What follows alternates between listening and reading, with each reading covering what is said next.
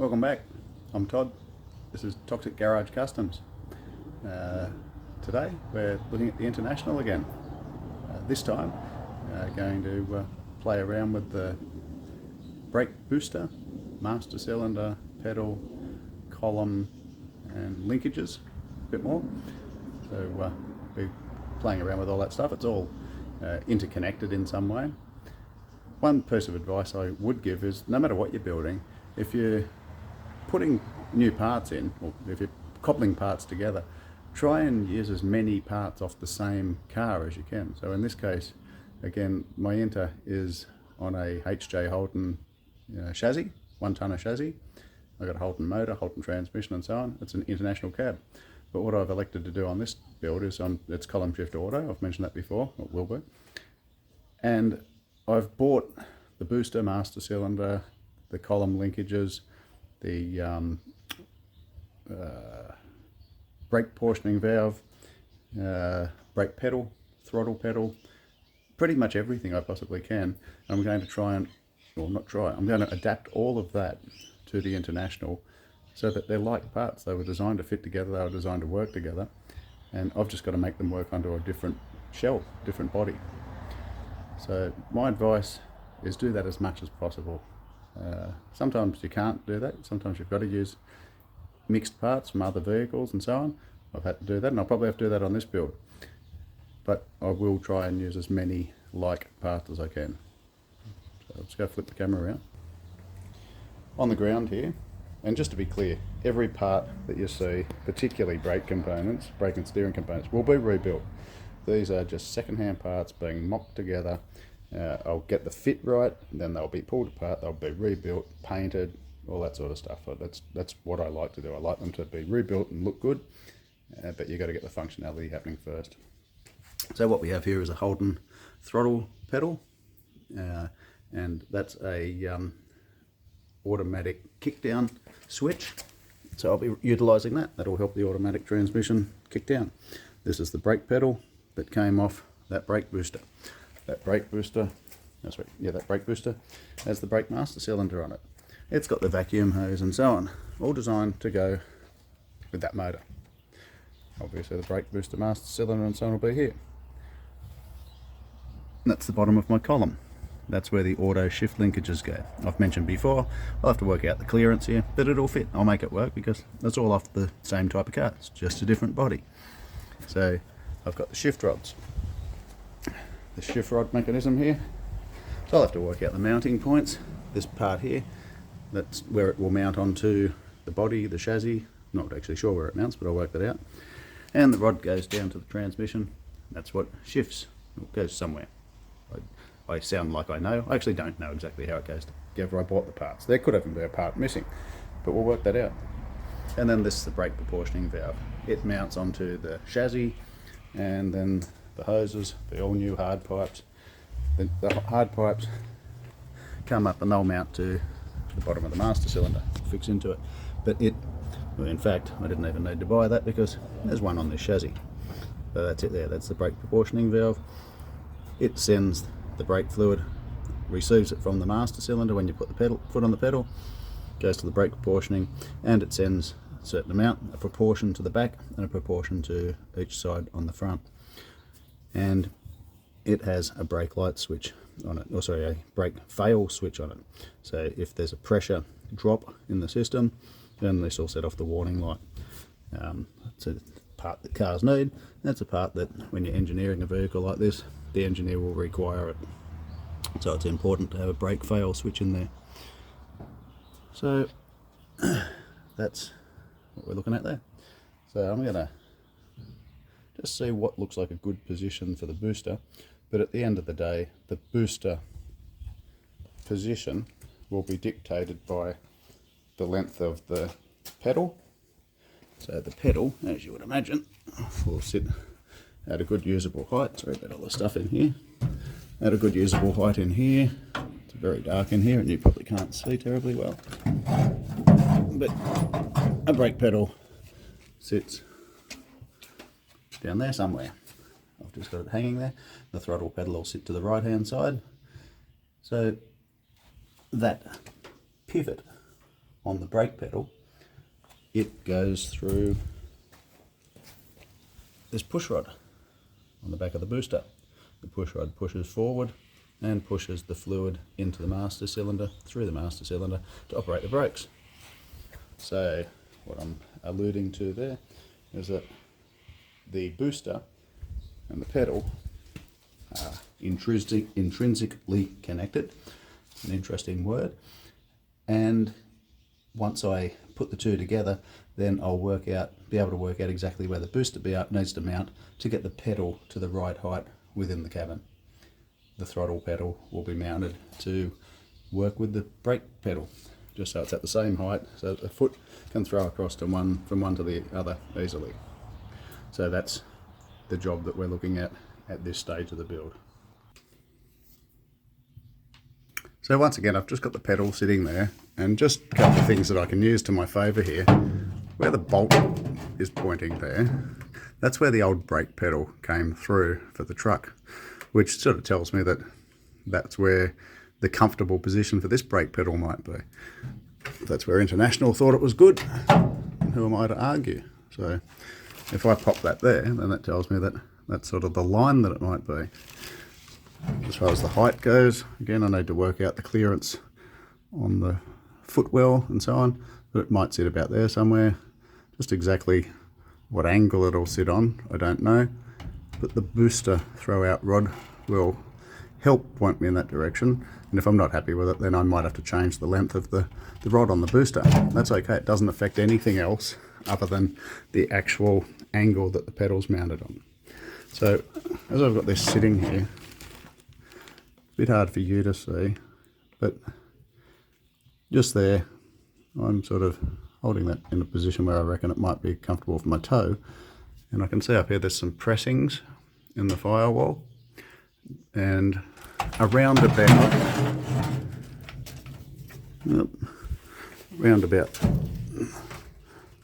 there somewhere is where I suspect the push rod needs to come through. So what I'm going to need to do is create a hole around about there to push rod through to get the booster sort of in place. I'm going to be drilling holes, I'll be filling holes, I'm putting a plate there. It's a little bit of trial and error. I'm sure there's other ways of doing this. I'm not really sure what they are though, so I'll do a bit of trial and error. I'll drill a hole for the push rod, push that through, drill a couple of holes for the booster, just sort of temporarily mount that in place, have a look, see if I'm happy with the pedal position, and if I am, great, bingo. If I'm not, then I'll move it up, down, left, right, wherever I think it needs to go, and that will be the process. So this is Toxic, my Chev truck. These aren't the same pedals, but I really like the position of them. They're very comfortable. So I'm just going to measure the height. Yep. We got bottom of the pedal's about 90mm, top of the pedal's about 150mm. What's that? 4 inches, 6 inches. And yeah, there's the throttle pedal. I'm not really worried about the throttle pedal at the moment. I can put that anywhere. So if I can sort of position my brake pedal like that in the International, then I'll be happy. Now I'm going to have to fabricate a whole mounting pivot point in this, because I believe that the Holdens, I didn't strip these parts out, or the parts out that I'm using, I believe that the Holdens, all the bracketry and everything is part of the firewall. It's all welded on there. So I'll make something up and bolt it in place to do the same application. Ultimately I think it'll be much stronger than what the original was, but I'm sure the original was just fine anyway. So what did I say? Can you remind me? What did I say? 90 and 150mm. Okay, cool. So I've got two blocks of timber sitting there. They're 45mm thick each, which gives me 90mm. And I've got this roughly in line with where it should be. Very difficult to film, I might add. So that tells me roughly my position. And as I pointed out earlier, very hard to see from the angle that you're looking at this, but literally about just there is where I need to drill a hole, I believe, to line up with the middle of my pedal pivot there. So I'm going to drill a pilot hole, so just a small hole from this side, and then I'll come in from the upper side with a step drill, big enough, with a big enough hole to put the center of the booster through. Okay. Okay, so I drilled a pilot hole. That hole just there. And I'm not going to use a step drill to drill the rest of it because the hole that takes the booster is, I haven't measured it, but it's sort of 50 or 60 mil in size. The hole for the booster is, what's that? It's about 55 mil. About 55 mil. Hard for you to see the angle, but about 55 mil. So the hole that I'll drill through the firewall using my pilot hole, which is right there, will be 55 mil. Now you can see that it's on some pressings here, so when I go to mount the booster, it really wants to be on a nice flat surface. So once I get this and I drill the holes for the bolts, then I'll probably find that I'm either going to make some spacers or a plate, some sort of thing to build this out, or I'll go down a different path and just cut this section of the firewall out and put a flat plate in there, the same size as the square created by the bolts there. Put a flat plate, and when I do it, I'll probably take the opportunity to reinforce the firewall at the same time, maybe make it out of some thick plate, maybe put a thin plate there with a thick plate behind it. We'll work it out, but it's no biggie. I'm not worried about cutting this thing up, putting it back together to create what I need. That booster was not designed to be on that firewall, but I'm going to put it there, and I'm going to make it so that it is as strong as what Holden intended on their car. And really, that's what's important, and that's what I need to talk to my engineer about, and that's what I need to, I guess, convince my engineer that I've done. So this is my hole saw set, and I'm thinking that this hole saw just here is going to cut me a hole about 55 mil, 56, 57 mil across. Perfect. I don't mind a little bit of an air gap. The one beside it, this one's too small. This one here, 60 mil. I think I'm going to go with the 60 mil actually. The reason being that if I need to move it slightly to the left or the right or whatever, then I'll have a little bit of space to work with, and I don't believe that there's any concerns with the hole being a few mil bigger on all sides. So we'll go with that one. Got the hole saw mounted in my cordless drill. Got a bit more penetron. Just got to lubricate as I'm cutting, just to cool the disc down, the hole saw down, and just to help it cut a bit better. It makes these things last a bit longer that way as well. That's my pilot hole. So I'm going to go through and drill that out. Now, just to explain it, it's actually dark now. I've had all weekend. In fact, I've had 3 days that I could have done this. But I chose to do it just before dark because that's who I am. Now this will be interesting. I've already started drilling. I'm going to try and film me finishing this off. One-handed. See how that goes, eh? All for you.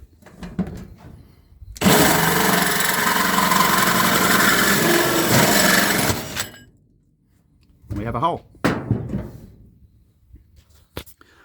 So, see how well the plan works. I'm not going to touch that because that'll be really hot. See how well the plan works, but ideally that rubber thing will fit through that hole. Then I can work out where these holes need to go and drill them. But what I won't be doing is trying to mark that on the firewall. What I'll do, I'll make a little template out of cardboard that is the same shape, position and so on with where everything is there, and I'll hold it there and do it that way. Why? Because it seems like a clever thing to do. So there's always going to be something that stops you, and in this particular case it's this bonnet latch.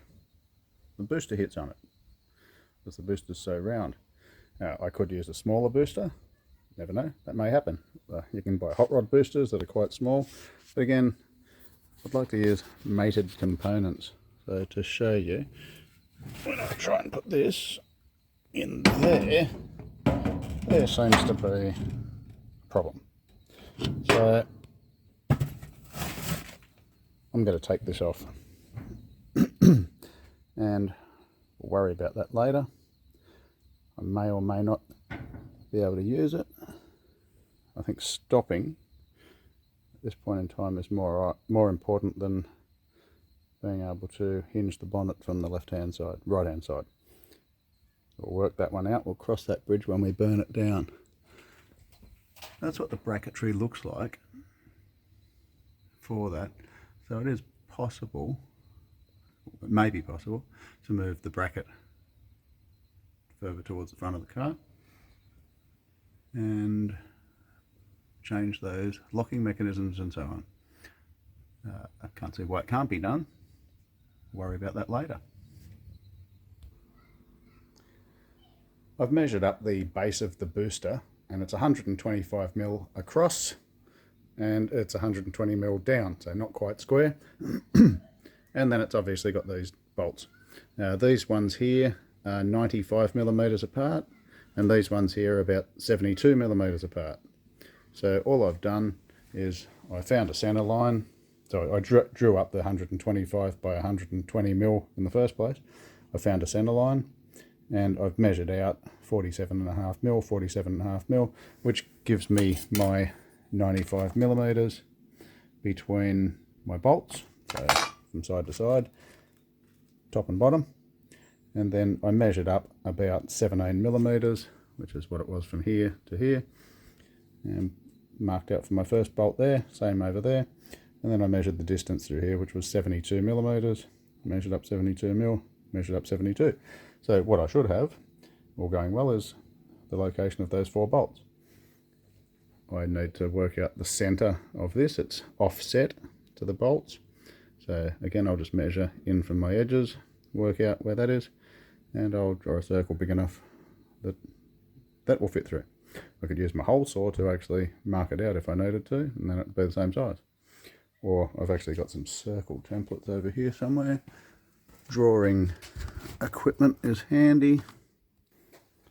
I've got these circle templates. I haven't got one big enough, so I could use a compass as well. I could use a paint can if I've got one. Doesn't really matter. I just got to find a circle big enough to do that.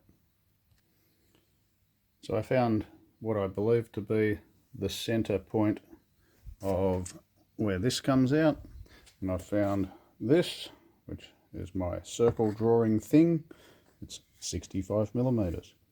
So this seam down the side here seems to be a good place to find a center.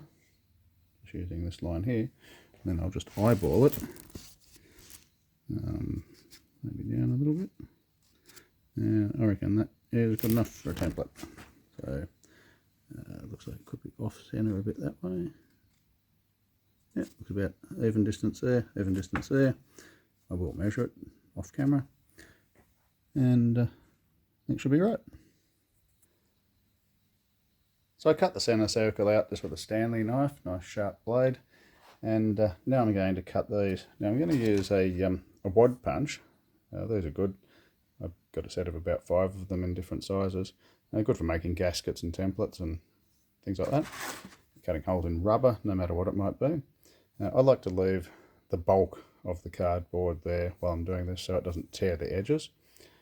I just find that it just helps. And sorry, I think there's a bit of flickering in the camera here. It's because I've got fluorescent lights in here. And I'm going to punch those holes out. Now, from my experience, I won't get them in the right place, but this is only a template. That's why I'm making it a cardboard and not trying to do this on the firewall. So I'm going to do that, and then I'll cut the rest of the shape out and we'll see how we go. Got the holes cut. This one's not perfect. We'll see how it goes. Person's got to know their own abilities. From the beginning, I think I said I wouldn't get this right the first time. And look, know myself pretty well. So I've got to cut this. I don't know how I managed that. Measure twice, cut once, still get it wrong. What do? It's cardboard, right? I've got to cut this piece out. If I care, I'll move it down the bottom. No one will know the difference. Perfect. Give or take about 15 mil. That's all right. What I'll do, I'm just going to use some masking tape to put the shape back in there, and then I'll cut it out, and we'll have the size of the hole, the shape and everything where I need it. What's that saying? If you squint, it's mint. So that's good enough. I'm happy with that. One template. Sticky tape this piece of cardboard to the firewall, mount the booster, job's finished. Oh, no way. Okay. So sticky tape this piece of cardboard to the firewall, mark out some holes for those bolts or those studs, drill them, slip the booster through, see that it's in the wrong spot, redo it, but at least we've got a starting point. So accuracy is important for this next part, and what it is I'm going to stick the template over that hole so I can work out where to drill the bolt holes. Now the accuracy part is that it does need to be horizontal, because you don't want the booster or the master cylinder more importantly, leaning one side to the other. So I'm going to use this line here, this body line here. I'm going to go with the fact that it's horizontal. Same with this line here, got to go with the fact that it's horizontal. So that's what I'm going to work with. Looks like to me there's a duplication of horizontal lines there, so it seems like a good reference point. So what I'm going to do is sticky tape it there. Now because I sprayed lubricant on them when I was cutting the hole, it's not going to stick. So here's some product placement. Motortech brake cleaner, perfect for cleaning off old looby-dooby off your firewall. Motortech brake cleaner, you're incredible. Before I discovered you, I could never get masking tape to stick to the firewall of my 1952 International truck. But now that I've found you, all my problems are solved. Hey presto, look at that. Rip. Buy Motortech brake cleaner for all your firewall installations. So I know what you're thinking. Why doesn't he just put a spirit level on there to find horizontal? Well, the reason being is that this truck is not sitting on the driveway horizontal. It's leaning in every which direction. So that won't work, and I'm not going to jack it up and try and get it level just for the sake of this. So what I've done, I've got this template. I've held it over the hole where it needs to go, and I've simply worked out where the top of it goes. Now you can see the little scratch mark there. All I did was I got these calipers and I just scratched a mark. Oh, you can't see that. I scratched a mark just there, and then I also scratched a mark over there, referencing from this line. So I now have a scratch mark there and a scratch mark there. What I'm going to do is hold a ruler on those scratch marks. Of course you can't see this. Hold the ruler there. Once I'm on top of each of those scratch marks, I'm going to transfer the line across to where I need it. I'm going to do that off camera. Now you can be as fancy as you want with this, but it's got to look right. Now from where you are, that's not going to look right at all, because it's really doing some funny things with the camera angle. But I think it's right, so I'm going to run with that, and I'm going to center punch for those 4 studs. And then I'm going to drill out. Now it is now dark, people are probably trying to have dinner, and I'm outdoors. I've got fantastic neighbours. They might not appreciate the noise, so we'll see. 4 pilot holes, sort of in the centre. Now I mentioned earlier that I was going to take this off. But to take that off means taking this off. And since it's dark, I haven't done it. So what I did instead was just drilled the most difficult hole while this was in the way, and managed not to snap a drill bit, so I'm pretty impressed with myself. Now I have step drill. I'm going to run through to, I don't know, probably about this one, till it's about the same size as that. I'm going to make it a bit bigger than the studs on the booster. I think it'd be a little bit of movement. Again, it won't matter. And once again, I'll probably end up cutting this piece out anyway. I'm just trial fitting for the position before I get too far in front of myself. So the studs on the booster are 10mm or 3/8 of an inch, and the holes that I've just put through here with my step drill are 12mm. So a little bit oversized, which I'm fine with. So there we have your holes. Looks all a bit skew-if, but it's just, I believe, because of the swages in the wall. So this through here. And as I was saying earlier, I'll probably end up just flattening this whole section of the firewall out anyway. And I'll weld a piece in there. It'll be behind the booster. I'll make it look neat, but it'll be behind the booster, so it's not even going to be seen. The swages do add strength to the firewall. They add strength to anything, quite frankly. Yeah, I'll ensure that there's plenty of strength in there, and the bracing back to the firewall and all that sort of good gear will take care of that. Well, it got a bit late yesterday when I was filming that, so I decided to wrap it up there. I think that video is long enough for the moment anyway. There's still plenty of work to do to that booster installation, so I'll make that part 2. So thanks for watching. If you could do me a favour, like, share, subscribe, comment, all that stuff, that'd be great. Trying to build this channel. I'll make content if you keep watching. Thanks.